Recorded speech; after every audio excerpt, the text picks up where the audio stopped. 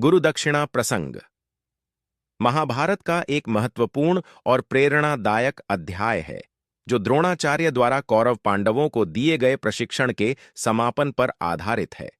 यह घटना हस्तिनापुर के राजकुमारों की शिक्षा पूरी होने के बाद घटित हुई, जब द्रोणाचार्य ने अपनी गुरुदक्षिणा के रूप में एक विशेष कार्य सौंपा। यह प्रसंग न केवल शिष्यों की क्षमता का परीक्षण करता है, बल्कि मित्रता, प्रतिस्पर्धा, विश्वासघात और गुरु शिष्य संबंध की गहराई को दर्शाता है। इसकी कथा आदि पर्व में विस्तार से वर्णित है, जो युद्ध कला की शिक्षा से आगे बढ़कर नैतिकता और कर्तव्य की शिक्षा देती है।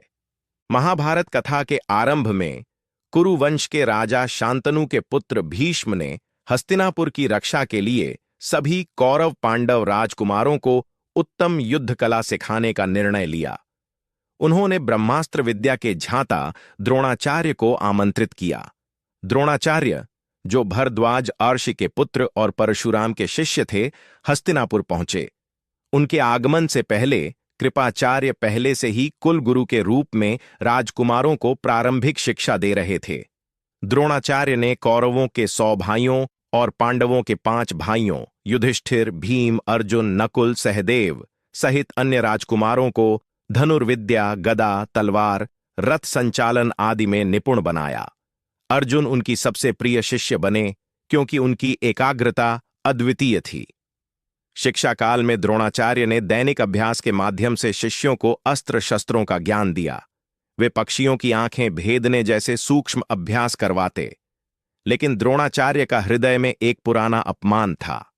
बचपन में उनके मित्र राजा द्रुपद ने गरीबी के समय साथ निभाने का वचन दिया था, किंतु राजा बनने पर उन्हें अपमानित किया। द्रोणाचार्य ने प्रतिशोध की ठानी और गुरुदक्षिणा को इसका माध्यम बनाया। उन्होंने घोषणा की कि शिक्षा समाप्ति पर शिष्य उन्हें गुरुदक्षिणा देंगे, जो द्रुपद को बंदी बनाकर लाना होगा। यह कार्य पंचाल नरेश द्रुपद के राज्य पर आक्रमण का रूप ले सकता था, जो कठिन था।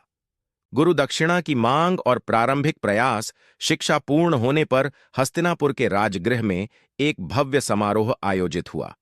द्रोणाचार्य ने राजसभाओं में उपस्थित भीष्म, विदुर, धृतराष्ट्र और पांडु के समक्ष अपनी मांग रखी। कौरव पांडव सभी उत्साहित थे, लेकिन दुर्योधन जैसे कौरव अर्जुन से ईर्ष्या रखते थे। द्रोणाचार्य ने पहले कौरवों को अवसर दिया। दुर्योधन, दुःशासन और अन्य कौरवों ने द्रुपद पर आक्रमण किया। वे पंचाल पहुंचे, लेकिन द्रुपद की सेना ने उन्हें परास्त कर दिया।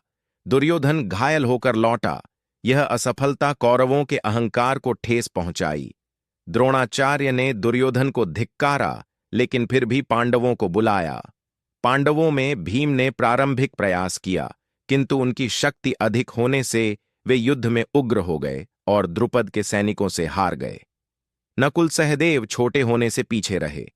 युधिष्ठिर ने धर्म के कारण संकोच दिखाया। अंततः अर्जुन का नंबर आया। द्रोणाचार्य अर्जुन पर पूर्ण विश्वास रखते थे, क्योंकि उन्होंने कभी भोजन या अभ्यास में कमी नहीं की। अर्जुन ने द्रोणाचार्य के आदेश पर पंचाल की ओर प्रस्थान किया।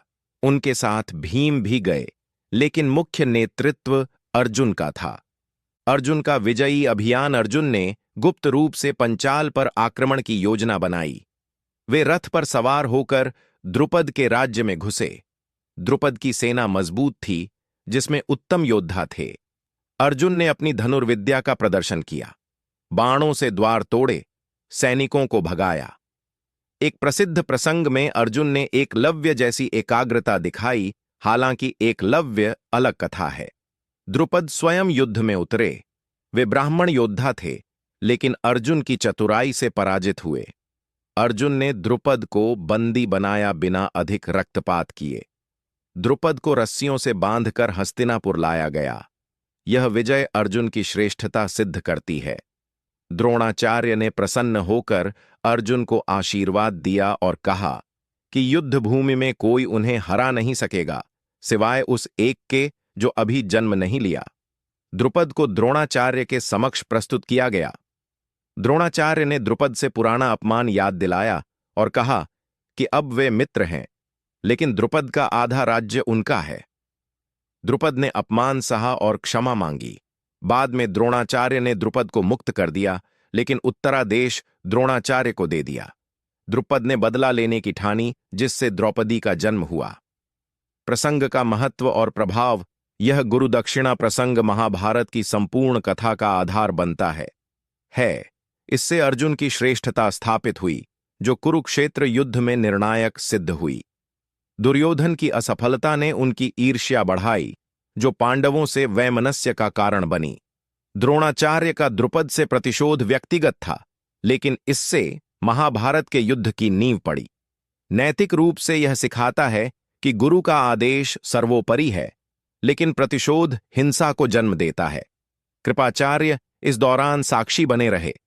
इस प्रसंग से शिक्षा मिलती है कि सच्चा शिष्य गुरु के प्रति निष्ठावान होता है।